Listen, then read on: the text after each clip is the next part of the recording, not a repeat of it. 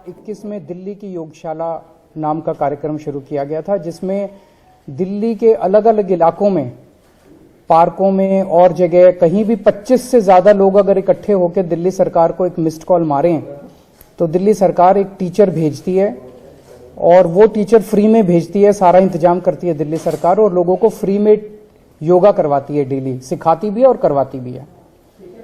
पिछले 11 महीने से ये बहुत शानदार चल रहा था दिल्ली की योगशाला। लगभग 590 स्थानों पे क्लासेस डेली चलती थी योगा की और इनमें 17,000 के करीब बेनिफिशियरीज आ रहे थे डेली। हमारा मकसद था इसको 17,000 से भी और बहुत आगे ले जाना। नया नया कार्यक्रम था लेकिन बहुत तेजी से बढ़ रहा था, लोग बहुत खुश थे। इन 17,000 में कई ऐसे लोग थे जो कि पोस्ट कोविड कॉम्प्लिकेशंस से जूझ रहे थे, उनके लंग्स में जो भी कॉम्प्लिकेशंस थी।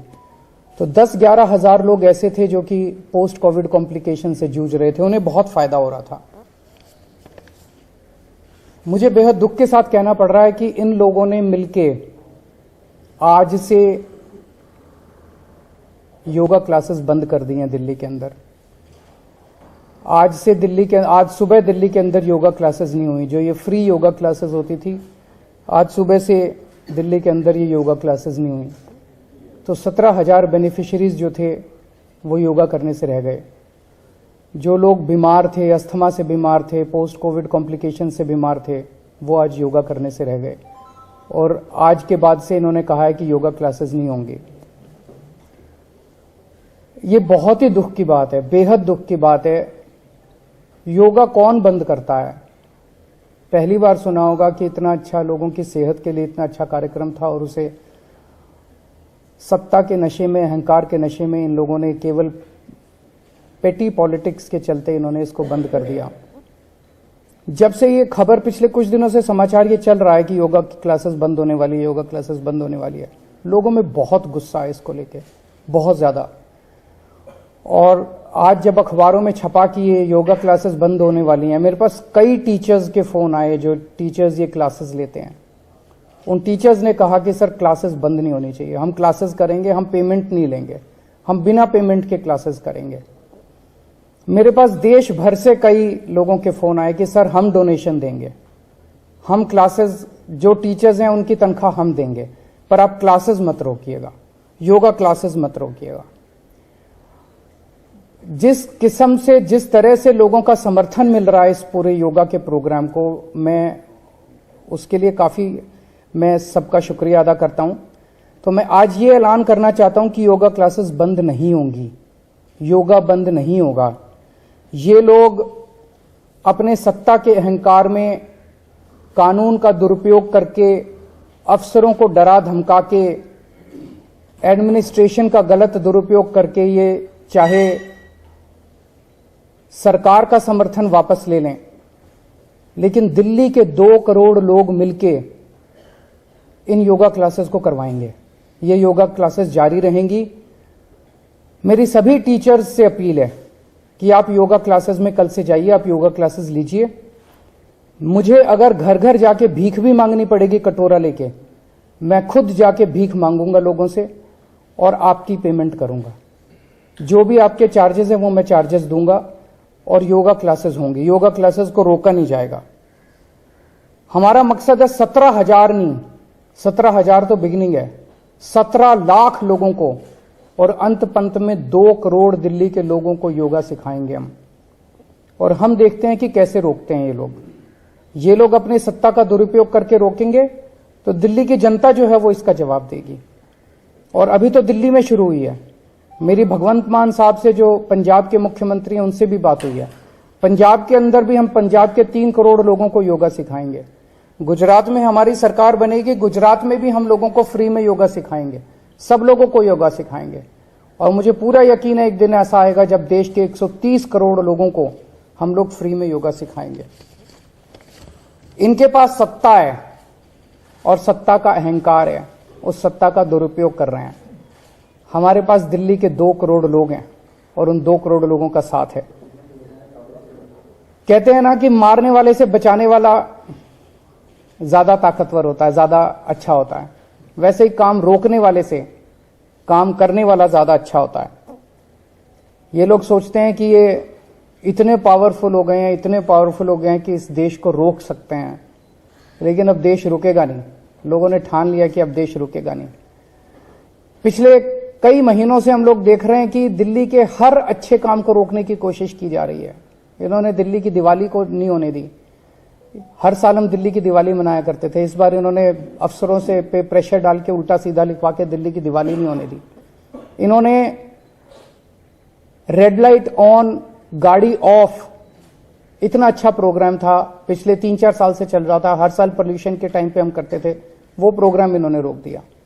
अब सुनने में आ रहा है कि ये मोहल्ला क्लिनिक और स्कूल इनके अगले टारगेट हैं। मोहल्ला क्लिनिक की चर्चा पूरी दुनिया में होती है। अब मुझे पता चला है कि ये दवाइयों के, जो मोहल्ला क्लिनिक में फ्री दवाइयां देते हैं, उनके टेंडर रोकने वाले हैं। मुझे पता चला है कि जो मोहल्ला क्लिनिक में फ्री टेस्ट करते हैं हम लोग, उनके टेंडर रोकने वाले हैं। मुझे पता चला अस्पतालों में जो कच्चे कर्मचारी हैं उनको तंग करने वाले हैं। स्कूलों के अंदर गेस्ट टीचर्स को तंग करेंगे, उनको निकालने की कोशिश करेंगे, कच्चे कर्मचारियों को तंग करेंगे ताकि स्कूलों में बाधा पहुंचे, स्कूलों में पढ़ाई में अड़चन आए बच्चों के, ताकि मोहल्ला क्लिनिक में बाधा पहुंचे, मोहल्ला क्लिनिक में अड़चन आए, अस्पतालों में अड़चन आए। ये हर चीज रोकना चाहते हैं। पर मैं दिल्ली के लोगों को यकीन दिलाना चाहता हूं, विश्वास दिलाना चाहता हूं कि आप बिल्कुल चिंता मत करना। मैं आपके साथ खड़ा हूं, मैं आपकी ढाल बन के खड़ा हूं। जितना बीजेपी और एलजी साहब मिलके दिल्ली के कामों में अड़चन अड़ाएंगे, मैं एक भी काम को रुकने नहीं दूंगा। आपका बेटा आपके साथ खड़ा है, आपका भाई आपके साथ खड़ा है, एक भी काम मैं रुकने नहीं दूंगा। उसके लिए मुझे जो भी करना पड़े, जैसे इन्होंने योगा क्लासेस रोकी, लेकिन योगा क्लासेस को रुकने नहीं देंगे। ये मोहल्ला क्लिनिक को रोकने की कोशिश करेंगे, मोहल्ला क्लिनिक हम रुकने नहीं देंगे। ये स्कूलों में अड़चन अड़ाने की कोशिश करेंगे, हम स्कूलों को रुकने नहीं देंगे। ये लोग अस्पतालों को रोकने की कोशिश करेंगे, हम अस्पतालों को रुकने नहीं देंगे। दिल्ली का कोई काम नहीं रुकने देंगे। एलजी साहब और बीजेपी जितने तीर चलाएंगे दिल्ली के लोगों के ऊपर, मैं दिल्ली के लोगों के सामने खड़ा होकर उन सारे तीरों को झेलूंगा और जनता को किसी तरह की तकलीफ नहीं होने दूंगा। सर, उनकी तरफ से कहा जा रहा है कि फाइल नहीं, ये रही फाइल, मैं लेके आया हूं। वो मैं कल से देख रहा था, एलजी साहब कह रहे हैं कि फाइल नहीं पहुंची। ये 26 अक्टूबर को मनीष सिसोदिया के सिग्नेचर हैं, या तो 26 को ही पहुंच गई होगी या 27 को पहुंच गई होगी। जो हम देख रहे हैं, रस्साकशी चल रही है, जो वर्ड्स इस्तेमाल किए जा रहे हैं, उन्होंने जो पहला आपको खत लिखा जिसको कर्तव्य पत्र कह रहे हैं, उसके अंदर आपके लिए एड्रेस किया निर्लजता वर्ड का। कई बार कह रहे हैं आप झूठ बोलते हैं, आप कहते हैं कि भाषणों की सरकार है। मैं देख रहा हूं कि एलजी साहब की तरफ से जो शब्द आ रहे हैं, बहुत गाली गलौज लिखते हैं, उससे मेरे को किसी तरह की तकलीफ नहीं है। केजरीवाल इंपॉर्टेंट नहीं है, केजरीवाल बहुत छोटी चीज है। केजरीवाल को वो जो मर्जी बोलें, जो मर्जी गालियां दें, मुझे कोई फर्क नहीं पड़ता। मेरा एक ही मकसद है जिंदगी में कि मैं दिल्ली की जनता की सेवा करना चाहता हूं। ऊपर वाले ने, पता नहीं मैंने कुछ पुण्य कमाए होंगे जो ऊपर वाले ने मेरे को इतनी बड़ी जिम्मेदारी दी है और दिल्ली की जनता की सेवा करने का सौभाग्य दिया है। लेकिन मुझे तकलीफ ये होती है कि जब वो लिखते हैं, मुझे गालियां देते हैं, वो केजरीवाल को गालियां नहीं देते, वो दिल्ली के चीफ मिनिस्टर को गाली देते हैं। और दिल्ली का चीफ मिनिस्टर दिल्ली के 2 करोड़ लोगों का रिप्रेजेंटेटिव है। दिल्ली के चीफ मिनिस्टर को गाली देके वो दिल्ली के 2 करोड़ लोगों का अपमान कर रहे हैं, उनके वोट का अपमान कर रहे हैं, दिल्ली के लोगों के भरोसे का अपमान कर रहे हैं, दिल्ली के लोगों का अपमान कर रहे हैं। ये ठीक नहीं है। दिल्ली के लोगों का अपमान नहीं होना चाहिए। और गाली गलौज की राजनीति से क्या निकलता है? सर, आप और आपकी पार्टी कह रही है कि एमसीडी जो है, जो बीजेपी की शासन वाली एमसीडी है, दिल्ली में 16 और कूड़ा घर बनाने की वजह तैयारी चल रही है। एलजी साहब कह रहे हैं कि ऐसी कोई तैयारी नहीं है। उन्होंने कहा है कि जो लोग मिसलीड कर रहे हैं, झूठ फैला रहे हैं, इनके खिलाफ एमसीडी को निर्देश दिया है कि कानूनी कार्रवाई वो लोग करें। अभी चुनाव के पहले वो और क्या कर सकते हैं? इनकी सारी प्लानिंग थी, इनकी सारी प्लानिंग है, लेकिन अब चुनाव के पहले, जस्ट पहले अपना एक तरह से फेस बचाने के लिए ये इस तरह की अफवाहें फैला रहे हैं। जो 3 कूड़ा घर हैं बड़े बड़े, वो अब डिस्टेबलाइज हो चुके हैं, उनके ऊपर और कूड़ा डालना खतरनाक हो चुका है। तो अब ये जगह जगह जमीन ढूंढ रहे हैं। आपको एक कागज में दे दूंगा, उस कागज के अंदर 3-4 जमीनों के नाम भी लिखे हुए हैं कि इन जमीनों के टुकड़े जो हैं वो आइडेंटिफाई किए गए हैं फ्यूचर लैंडफिल साइट्स के लिए। तो उस तरह से ढूंढ रहे हैं पूरी दिल्ली के अंदर। मैंने जो ये जो कहा गया 16, हो सकता है 16 से भी ज्यादा हो, सर गुजरात के मोरबी में जो हादसा हुआ, खबर ये आ रही है कि प्रधानमंत्री वहां पहुंचने वाले हैं, अस्पताल है, सिविल अस्पताल है, वहां पर रंगाई पुताई और काफी कुछ काम वहां पे किया जा रहा है, तो इसको आप किस तरह से देख रहे हैं? इस तरह के आरोप लग रहे हैं। सबसे पहले तो मोरबी के अंदर जो इतने सारे लोगों की मौत हो गई, मैं भगवान से प्रार्थना करता हूं, उनकी आत्मा की शांति के लिए मैं भगवान से प्रार्थना करता हूं, प्रभु उन्हें अपने चरणों में शरण दे। जो लोग अस्वस्थ हैं, जो घायल हैं, भगवान उनको जल्दी से ठीक करे ताकि वो अपने अपने घरों में जा सकें। जो सारे तथ्य निकल के आ रहे हैं वो ये कि ये एक बहुत बहुत बहुत बड़े भ्रष्टाचार का मामला है जिसको अब दबाने की कोशिश की जा रही है। एक घड़ी बनाने वाली कंपनी को पुल बनाने का ठेका दे दिया गया। उसने कभी पुल बनाया ही नहीं था, ऐसा कहा जा रहा है। मैंने मीडिया में देखा, आप ही लोगों की स्टोरीज देखी। एक घड़ी बनाने वाली कंपनी को पुल बनाने का ठेका क्यों दिया गया? पहला प्रश्न तो यही उठता है। नंबर 2, उसको बिना टेंडर किए पुल रख रखाव का, मतलब मेंटेनेंस कह रहे हैं या रिपेयर कह रहे हैं, रिपेयर का ठेका क्यों दिया गया? दूसरा प्रश्न ये उठता है कि उसे किसी तरह का कभी एक्सपीरियंस नहीं था पुल रख रखाव का या पुल बनाने का। बिना टेंडर के उन लोगों को क्यों दिया गया? इसका मतलब उनके किसी ना किसी के साथ रिश्ते हैं, या तो इनके पार्टी के साथ रिश्ते हैं, इनके नेताओं के साथ रिश्ते हैं। तीसरी चीज ये आ रही है कि ये पुल उनको 12 महीने में या 6-7 महीने 7-8 महीने में पूरा करना था। उन्होंने 5 महीने के अंदर जल्दी से पूरा करके घटिया बना के और इसको जारी कर दिया।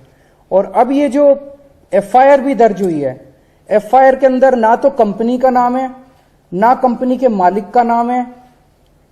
तो अभी से अस्पताल की पुताई तो अलग है, लेकिन मामले की पूरी लीपा पोती पे चालू हो गया।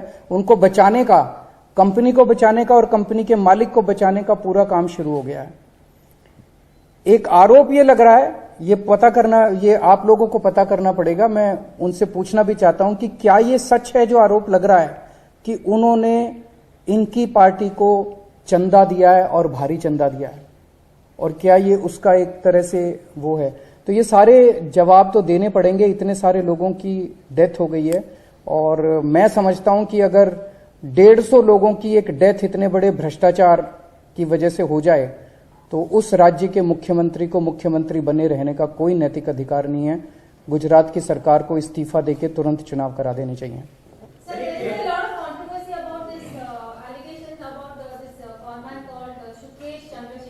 कौन है वो?